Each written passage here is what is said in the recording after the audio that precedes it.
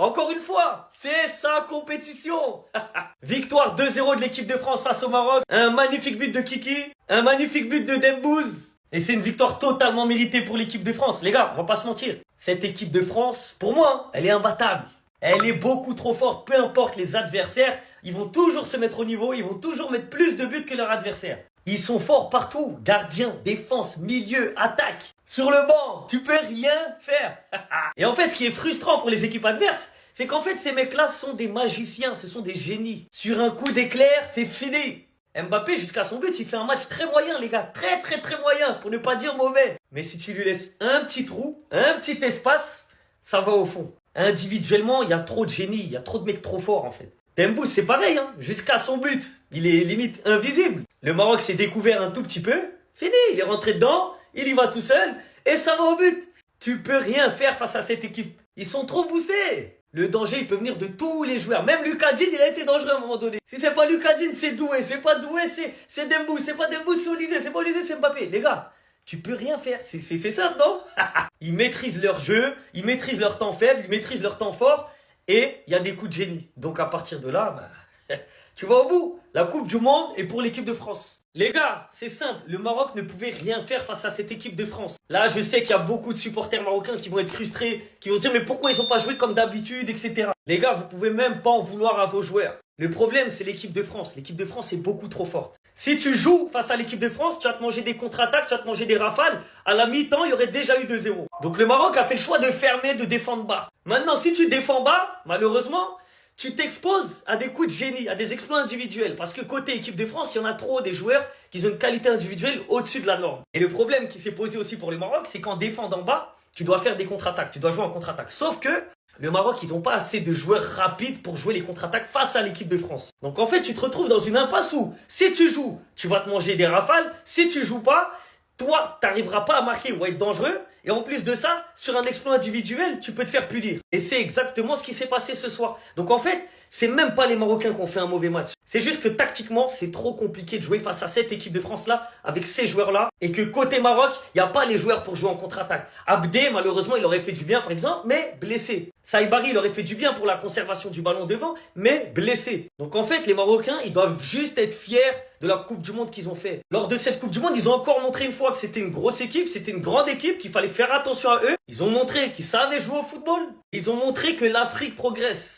Malheureusement, tu tombes en quart de finale contre les plus grands favoris et tu peux rien faire. Là, tu es impuissant. C'est vrai, là, il y a un plafond de verre par rapport à l'équipe de France. Mais le Maroc et les Marocains et les joueurs marocains doivent être fiers d'eux. Parce que là, s'ils sortent, en fait, c'est parce que c'est la France. Ça aurait été une autre équipe, la Suisse, la Norvège, même l'Espagne, ils auraient pu poser des problèmes. Même l'Angleterre, qui vous voulez. Mais là, tu tombes contre la France et vraiment, tu peux rien faire face à cette équipe. C'est trop fort, c'est trop boosté. C'est tout. Les Marocains n'ont pas fait un mauvais match, c'est juste que la France, c'est trop fort. Le Maroc 2026 est meilleur que le Maroc 2022, mais la France 2026 est meilleure que la France 2022. Résultat, tu prends le même tarif qu'en 2022.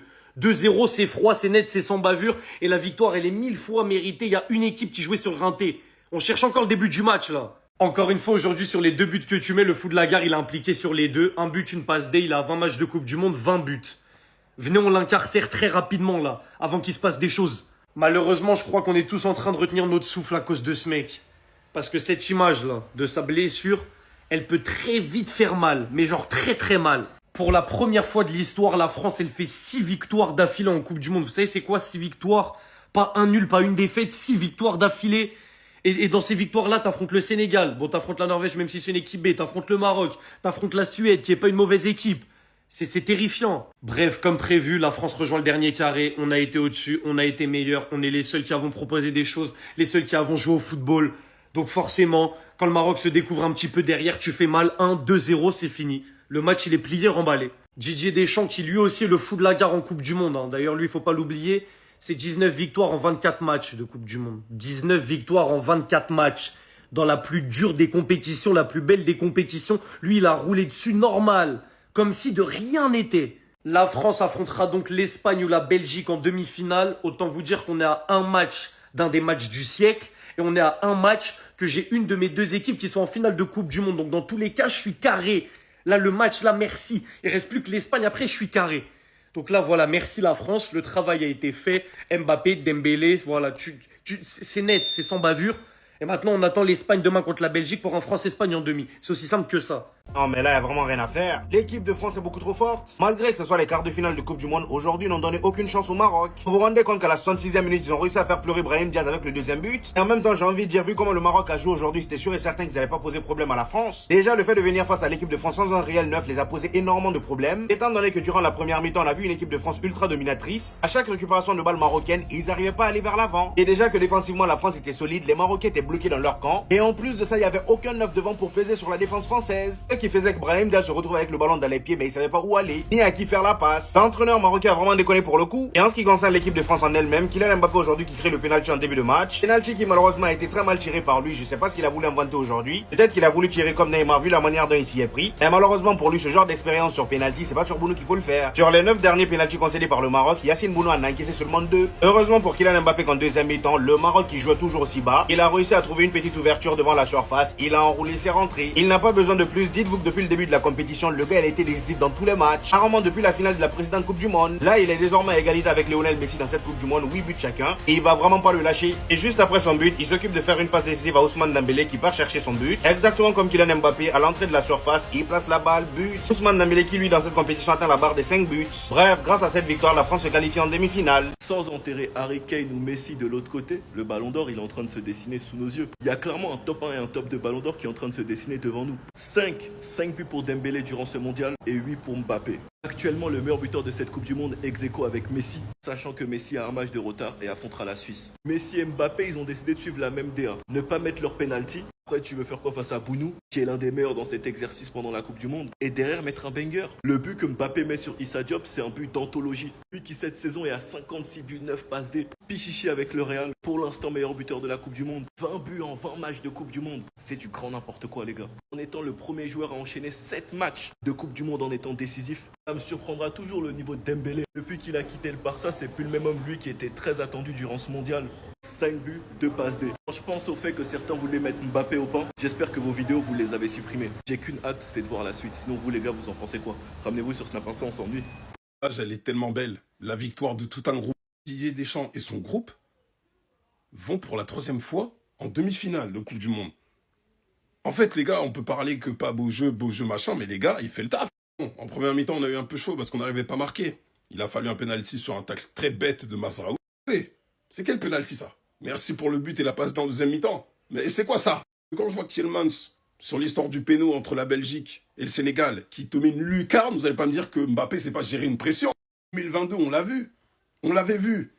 Et en fait, tout simplement, c'est parce que le Tchèque à la VAR avait pris du temps à part. Après, permettez-moi de douter, il est spécialiste et très intelligent pour savoir obtenir le contact. J'en sais quelque chose, regarde Mbappé en Liga. C'est le meilleur Marocain pour moi, il n'y a même pas de débat aujourd'hui. Il a fait ce qu'il a pu, mais t'as une armada, t'as un groupe magnifique, t'as des talents. La France sans l'immigration, on a habité à... Permettez-moi de tout mélanger, mais ouais. En fait, tu captes que ce groupe-là, même si collectivement c'est pas fameux, il y en a un parmi eux qui va décanter le match. Là c'est Mbappé qui a ouvert le score et tout. Mais la richesse, le vivier qu'on a dans ce groupe, ça me choque. La tête d'homme, ça me choque. Ça me choque.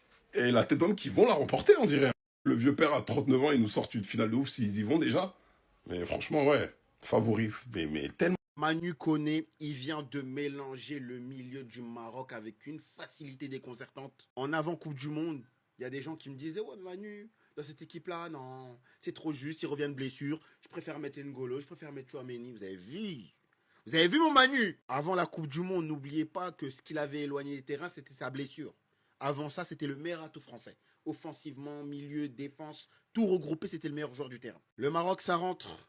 Franchement, très très déçu du niveau des Marocains ce soir. Vice repetita, après 2022, c'est maintenant autour de 2026. Et là, je trouve que sur ce match-là, ils ont été bien plus décevants qu'en 2022. Dans l'apport offensif déjà, Upamecano, Saliba, pas du tout inquiété, encore moins le gardien. Je sais pas si c'est dû à l'absence de Saïbari qui a déséquilibré leur attaque, mais franchement très décevant. Honnêtement, sur le plan défensif, je pense que c'est le match le plus facile que Saliba et Upamecano ont eu à jouer depuis le début de la Coupe du Monde, à part peut-être l'Irak.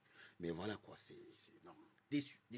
Mais vous croyez que c'est qui va arrêter cette équipe? C'est qui? Ils ont peur de personne, on est les Power Rangers. Vous avez vraiment cru que ces mecs-là sur la photo derrière moi, ce soir ils allaient perdre? Ils ont peur de personne, y a personne qui leur fait peur. Les gars, je vous le dis, je pense vraiment que cette équipe, elle va finir champion du monde. C'est trop en fait, c'est trop. Et toute la première mi-temps, on a raté un penalty. Désiré Doué qui rate devant les cages. Mbappé en finition, c'était pas ça. En fait, je me suis dit, ce soir, c'est pas pour nous, c'est pas le bon soir. On va se faire avoir. On va perdre. Ce soir, on va perdre. Mais même quand ils sont dans la difficulté, même quand ils sont au plus bas, ils arrivent à remonter. Ils arrivent à montrer que c'est la meilleure équipe sur le terrain. Kylian Mbappé qui allait se faire terminer par tout le monde pour son penalty, il a fait comme Lionel Messi. Il a renversé la tendance. Magnifique but de Kylian Mbappé. Il est puissant. Il est en mission pendant cette Coupe du Monde. C'est trop en fait le niveau. C'est trop. On va le mettre dans des débats que vous allez pas aimer en fait. Dembélé qui lui aussi inscrit un but magnifique du droit. Tu sais pas où il va partir. À gauche, à droite, tu sais pas. Ousmane Dembélé qui met le deuxième but. Eh les gars, je suis trop fier de cette équipe. Et vous savez pourquoi je suis fier d'eux? Parce qu'au début, on avait tous peur de cette équipe. On avait tous peur de ce que ça allait vraiment donner sur le terrain. Et au final, une entente incroyable. Des joueurs qui jouent, qui se battent ensemble. On est en demi-finale de la Coupe du Monde. On est de retour en demi-finale. Non, en fait, la France, c'est minimum finale. C'est minimum finale à chaque fois. Les Marocains vont être fâchés ce soir. Parce que l'équipe n'a pas affiché le visage qu'ils ont montré depuis le début de la compétition. C'est-à-dire une équipe qui sait jouer au foot, qui va jouer. Aujourd'hui, cette équipe marocaine est arrivée avec une structure très très défensive, où je pense que le but c'était de jouer en transition. Et une chose que j'ai remarqué cette Coupe du Monde, toutes les équipes qui vont décider de jouer bloc bas et de ne pas prendre de risques vont perdre, ils seront éliminés. Cette Coupe du Monde, c'est pour les équipes joueuses. Et c'est dommage, tout comme le Japon face au Brésil, c'est des équipes qu'on voyait jouer auparavant et qui, lorsqu'ils ont vu des équipes plus fortes sur le papier, ont décidé de changer la structure du jeu. Après, peut-être que je me trompe, peut-être que cette équipe de France est tout simplement trop forte pour le Maroc, mais je suis assez déçu déjà devant. Je ne me rappelle pas d'une occasion franche, mis à part le coup franc d'Hakimi à un moment donné. Défensivement, c'était plutôt solide, mais à un moment donné, quand tu cours derrière la balle pendant tout le match, tu cours, à un moment donné, ça se paye cash. En tout cas, zone Afrique, franchement, je vous félicite. Le Maroc est l'équipe qui m'a le plus impressionné parmi toutes les équipes africaines. Finir deuxième dans la poule du Brésil, c'est fort. Éliminer les Pays-Bas, jouer contre l'équipe de France, c'est pas facile. Franchement, grand bravo. Deuxième quart de finale consécutif pour le Maroc. Si ça n'avait pas été la France, peut-être qu'ils auraient fait quelque chose d'autre. Mais en tout cas, vous partez avec les honneurs. Oh là là là là là là, mais continuez de parler. Continuez de parler. Il est en mission. Il est en mission.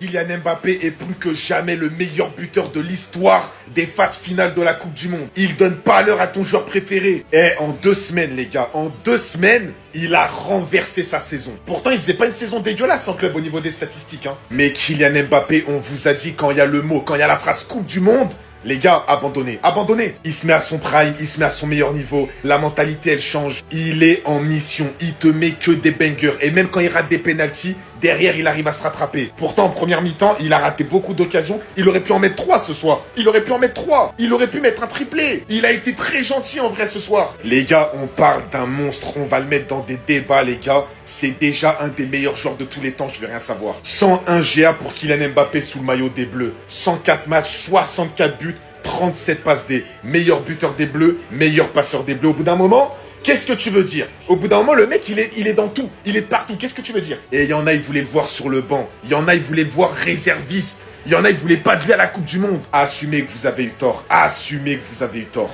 En fait, je crois qu'on se rend toujours pas compte.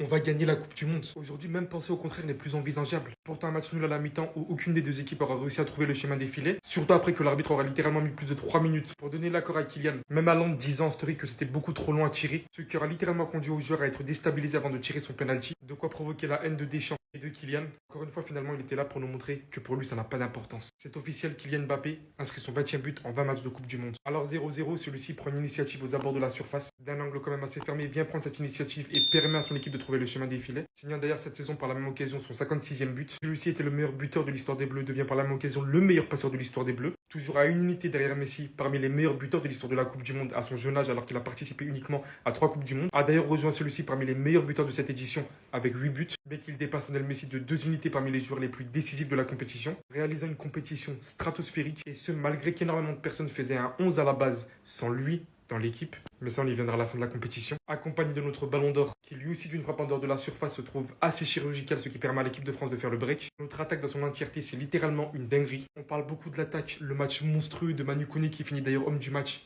J'ai tout simplement pas les mots. Bravo au Maroc d'être venu jusque-là. Franchement, surtout Yacine Bounou qui sortait un match incroyable au début. Pour arrêter cette équipe de France, hein. Les gars, bon courage.